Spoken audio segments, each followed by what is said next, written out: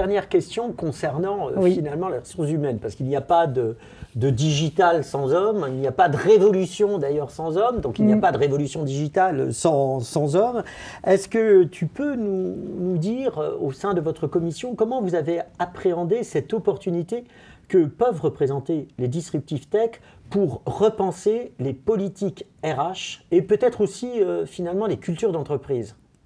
Et c'est un vrai enjeu. Donc, je vais me permettre de citer encore quelques éléments d'une étude qu'on a pu mener cette année auprès du top 500 des entreprises au niveau mondial. Donc, le manque de talent est leur souci principal pour réussir leur transformation. Dans les 5 ans qui viennent, 40% des compétences clés pour l'entreprise vont évoluer et 50% des employés devront se reformer sur de nouvelles compétences. Ça, c'est ce que nous disent donc nos clients lorsqu'on les interroge. 78% des CIO considèrent qu'il leur manque des compétences contre 42% en 2015. Donc on voit qu'il y a vraiment une accélération dans ce sujet d'avoir les bonnes compétences pour être capable d'intégrer ces nouvelles technologies qui, on le sait, vont de plus en plus vite. Donc cette logique de guerre des talents, ce que vous constatez chez Accenture multi-secteur là encore, c'est qu'elle est véritablement présente et qu'elle s'accélère.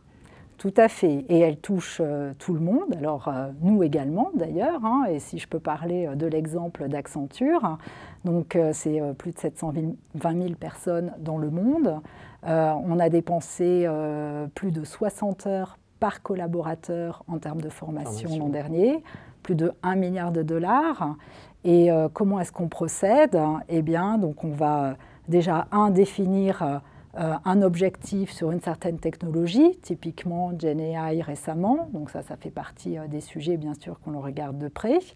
On va proposer des outils d'auto-évaluation et ce à l'ensemble des collaborateurs, quel que soit leur niveau. Bien sûr, pour les experts, il y a des formations plus spécifiques, mais on attend vraiment aussi que l'ensemble des collaborateurs s'emparent de ces sujets technologiques à minima, et donc on a mis en place une douzaine de modules sur différents sujets, la blockchain, l'IA, la 5G, etc., le cloud, que tout le monde doit suivre. Et donc ça peut durer quelques minutes pour ceux qui ont déjà un petit peu de connaissance de ces domaines, ou quelques heures pour ceux qui démarrent de zéro. Et pourquoi? Parce qu'en fait, l'appropriation de ce sujet-là, ce n'est pas uniquement l'affaire de quelques experts. Ce n'est pas comme ça qu'on change la culture d'une entreprise. C'est bien en infusant finalement ces sujets auprès de tout le monde, ce qui va permettre du coup à chacun aussi de penser différemment son métier. Parce que tous les sujets sont touchés, tous les métiers plutôt sont touchés par ces nouvelles technologies. Et tous les métiers de l'opérateur, bien sûr. Et tous les métiers de l'opérateur. Alors ça, c'est particulièrement intéressant parce qu'effectivement, on parle beaucoup d'IA, de GenAI. Donc nous, on a fait une petite étude et les métiers des opérateurs qui sont le plus impactés, donc c'est tout ce qui va toucher à la relation client, chatbot intelligent, opérateur augmenté. 2, tout ce qui va toucher au marketing pour produire des contenus personnalisés donc, vis-à-vis des consommateurs. 3, les métiers de l'IT, évidemment, puisqu'on a aujourd'hui la possibilité d'accélérer tous les process de développement. Et puis, un autre domaine qui est en train également d'émerger, c'est l'impact sur les réseaux softwarisés, puisque l'IA va permettre finalement de plus en plus d'avoir des réseaux autonomes, comme on le dit. Voilà. Donc pour répondre à ces enjeux, tu l'as compris, il y a effectivement les partenariats qui sont un bon moyen du coup pour monter en compétences et rapidement et surtout faire monter ces équipes en compétences. Dans une logique de complémentarité. Dans une logique de complémentarité. Il y a bien sûr la possibilité de recruter, mais tu l'as dit tout à l'heure, aujourd'hui, la guerre des talents est ouverte, donc c'est un petit peu dur de ne compter que là-dessus. Un autre moyen, et je l'ai illustré à travers le cas d'Accenture, c'est tout ce qui est reskilling, upskilling des équipes, des collaborateurs.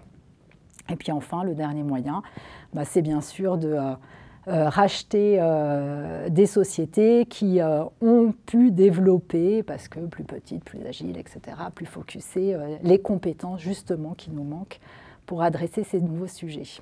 Et puis rappelons-le, les nouvelles technologies, ces technologies disruptives permettent aussi d'embarquer nativement tous les enjeux de la transition écologique, des aspects environnementaux, et que c'est aussi pour un certain nombre de jeunes un facteur d'attractivité non négligeable et sur lequel bien sûr nous aurons l'occasion de revenir.